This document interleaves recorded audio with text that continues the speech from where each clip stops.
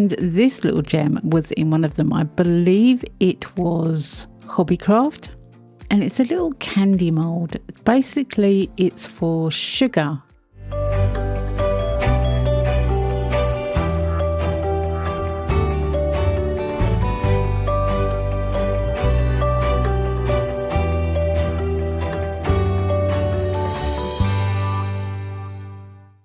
Hey, welcome back to my channel. It's Wendy here from Toonpish Crafts, and I hope you're doing okay. Now, you may have seen recently I did a video on a crystal tortoise.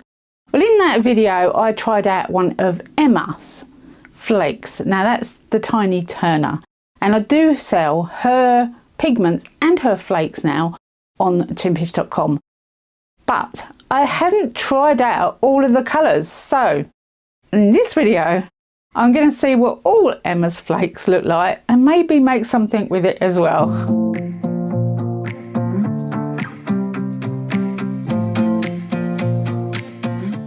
So while I was in America, I went into quite a few shops, and this little gem was in one of them. I believe it was Hobbycraft, and it's a little candy mould. Basically, it's for sugar, but it's shiny. And they had quite a few varieties, to be fair. Shiny, silicone, candy moulds. Perfect for resin. So I thought it would be perfect to try out some different flake colours.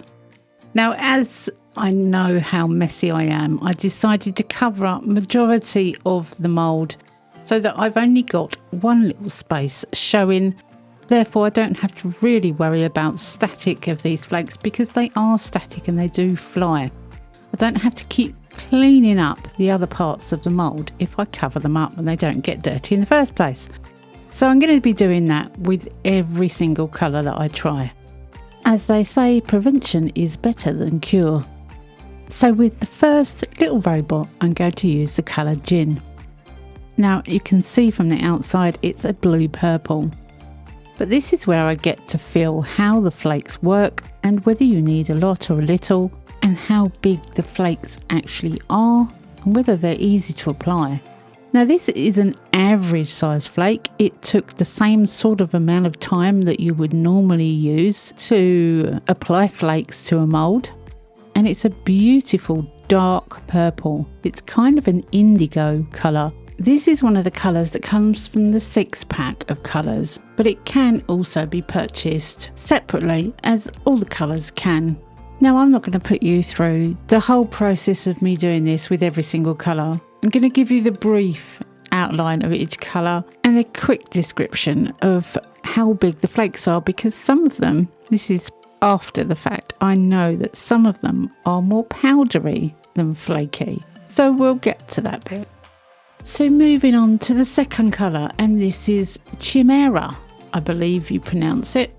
Now this is described as a deep pink, orange to green shift, which is quite a combination, and these flakes seem quite large, so you don't need a lot of them to cover a small area. Does that make sense? They go on really well actually, this colour. And again, this is one that comes out of the 6-pack. You can see it definitely has a variety of colours in there, and that pink is so bright. So the next colour we're going for is Manicure. Now this one is sold separately. This flake is extremely powdery. You don't need a lot of it. It's definitely a flake, it's not a powder. But wow, you really don't need a lot of it at all. It covers really well. And it is described as lilac purple to turquoise blue and gold shift. It's very similar to Dragon, but it's more subtle. Now you may remember that Dragon was the only one I actually used last time, and I am glad I picked that colour because it is gorgeous. These 3 colours are definitely different to each other, and they're all beautiful in their own right. Which one do you like best? I think I like the Chimera. Okay, we're going to go on to Wyvern. Now, you know I don't like green. I really don't. I don't know what it is about green that I don't like, but there's some purple in this one and lots of different shades of green. So let's see how this one comes out. Again, it's quite a powdery flake. that has definitely got purple tints to it. Let's have a look at the description. So according to the description, it's very close to dragon, but without the glittery effect, and it's violet green without any other colour shifts. Moving on to the next one, which is mermaid. Now this one is described as a grassy green to gold shift, and it is one of the 6-pack that you can buy. Again, I'm not keen on green, but I don't mind gold, and you can definitely see both in that colour. This is a more of an average size flake. The next one we're going to is Phoenix. This is a deep orange to gold shift, and again it comes in the 6-pack. And from the pot it looks coppery, but I can definitely see that it is a really bright orange. Again, average size flakes with this one. Very bright. If you like copper, you might like this one. So those three again are very different. Which one do you like? Gotta be honest, I really like that Phoenix. Right, we're cracking on with Kraken, another green type.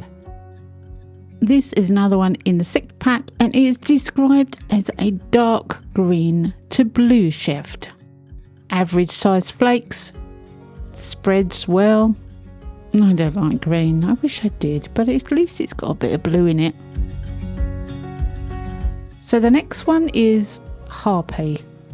This colour is not in the 6-pack. It is sold separately, and it is described as purple to rust colour. And it's definitely purple. This is quite a fine flake as well, more subtle. Boy is it purple, absolutely deep purple. But you can see the rust in it. Amazing. We are nearly there, and this is Basilisk. Now this is a blue shift, supposedly blue to blue to blue, all different shades of blue all in one pot. I think it's definitely blue, and it kind of looks silvery too. This one is very powdery, and one scoop did the whole mould. But there's lots of different shades of blue in here apparently, so that will be interesting to find out what it looks like. Again, those 3 colours are very different. Which one do you like? I actually really like the blue. As Emma has 10 colours, this is the very last one, and it's Dragon, the one I have actually used before. It does come in the 6-pack. It is quite flaky, and there's lots of different colours in here.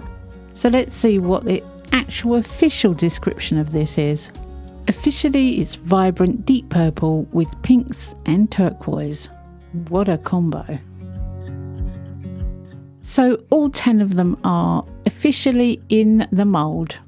It did take a little while, but it was fun, and they are all absolutely stunning colours in my opinion. I'm going to be using some black polyurethane resin for these, simply because it's quicker. These were bought from I Love Mixed Media, and her link will be in the description box below. It's very quick stuff. You only have 30 seconds to mix it, and it cures within 40 minutes. I didn't make up very much to start with because I wasn't sure how much each of these little robots would take. When I worked it out, I could make a larger amount, and I knew I'd have the right amount. I'm not going to bore you with stirring it and mixing it because you've seen me do that so many times before. It's literally just black polyurethane quick cure resin. A lifesaver if you don't have much time, or if you spend too much time actually painting the moulds in the first place, which I do tend to do.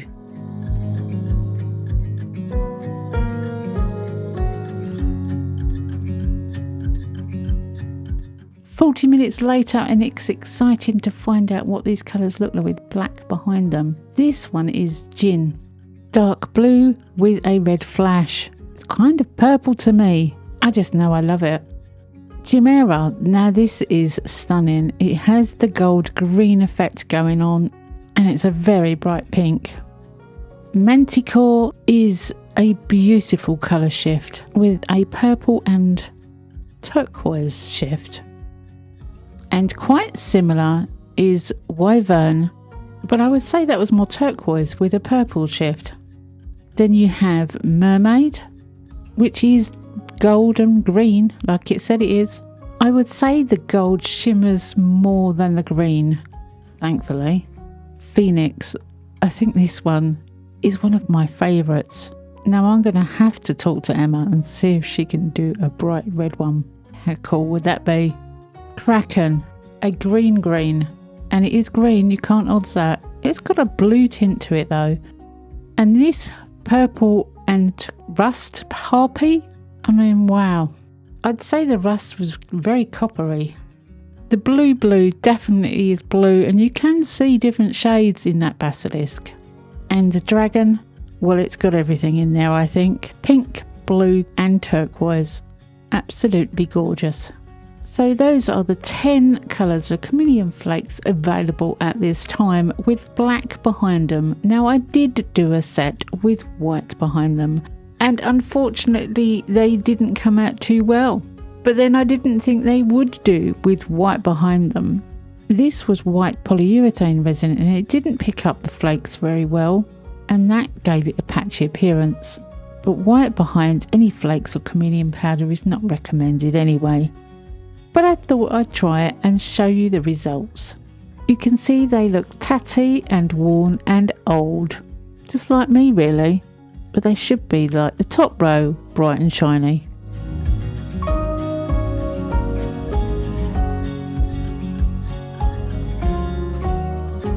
So now I'm going to pick a few of my favourite colours and create something with them. This is just a cheap motorbike mould that I bought from Temu. I'm going to choose some of the colours that I really like. For me, the brighter the better, so Phoenix was my first choice. Basilisk, I'm going to use Dragon because I love it. I've also picked Chimera, which I absolutely adore, and I thought I better stick a green in here, so I chose Kraken. All I'm going to do with these is lay out with some tweezers some of the colour. I'm going to merge them together, so I'm not going to touch them until I've got all my colours into the mould. I'm distributing each of the colours in the areas that I want. This is the Chimera with green and gold, but I thought it would go really nice for the saddle area. The Kraken, I will put it in here, but I'll be sparing with it.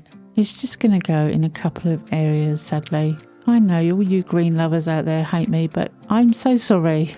Phoenix, however, is going to go in quite a lot of it. I love this Phoenix. Honestly, I really do. It is so coppery and bright and colourful orange. Gorgeous. And I probably will spruce some parts up with marker pens afterwards. I think that's a good way to add different colours into your pieces. Those marker pens are really good. Then I'm going to use the dragon, and I'm going to basically fill the rest of the areas up with the dragon. I am trying to kind of cross over colours too.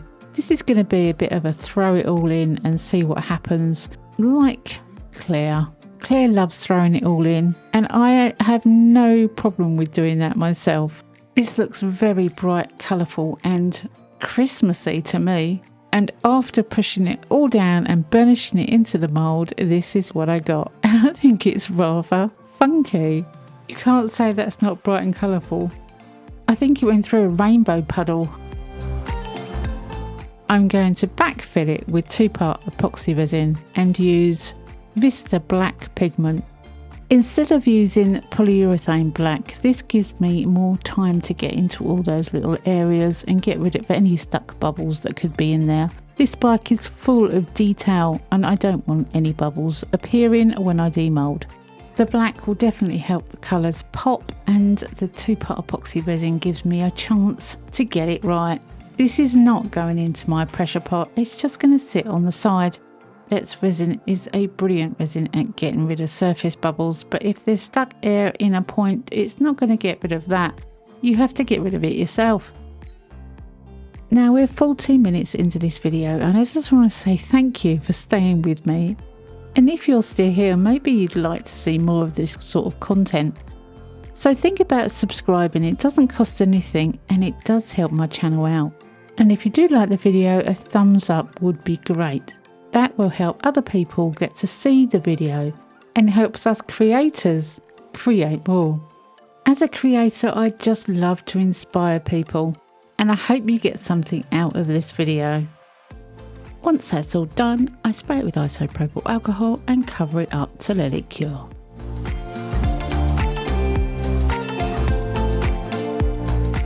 So this is about 18 hours later. It's a little early to demould, but it's the next day and I figured it was good enough.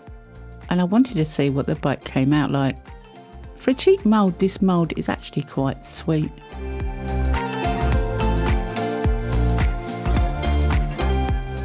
Now I can see that I've got a really funkadelic bike and I really like it. It's very bizarre, but I'm going to spruce it up. I'm going to clean all the pieces up, and I thought I'd put some chrome on the exhaust and the lights. So I picked up the Let's Resin Chrome marker, and this is the one that's silver. And I figured it would be really cool to have some chrome pieces on this bike, especially the exhausts. These chrome markers are extremely shiny, but they do take quite a long time to dry.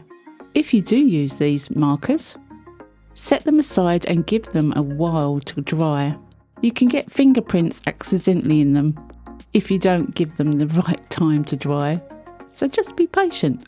After all, if you're putting in the effort to make something look a little bit more snazzy, is that the right word? That'll do.